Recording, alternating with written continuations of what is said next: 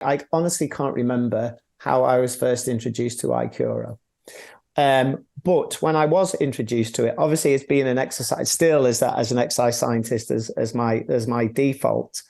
I really liked the thought process that maybe reflux was something that actually wasn't what we thought it was.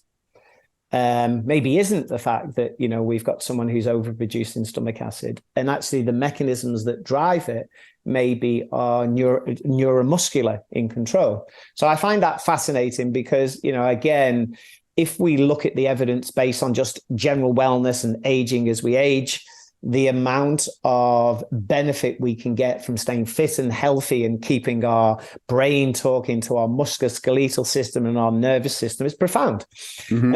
And so that's sort of where it started to get me interested. I think the second thing that really interested me again is that actually the NHS have actually looked at this medical device and obviously looked at the research and thought, well, this actually is probably maybe a good thing to use. So obviously the NHS recommend the IQoro machine. And so like everything, again, my role is to have a look at the product, analyze the science.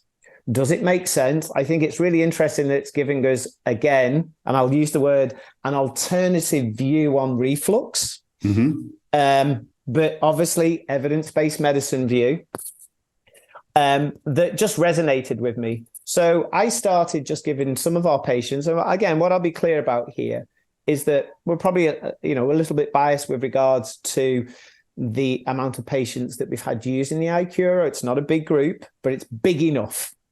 It's big enough for us to start, so we see a lot of gastrointestinal problems with patients. We see a lot of reflux. I mean, and again, with aging populations, you're going to see a lot of reflux anyway. But the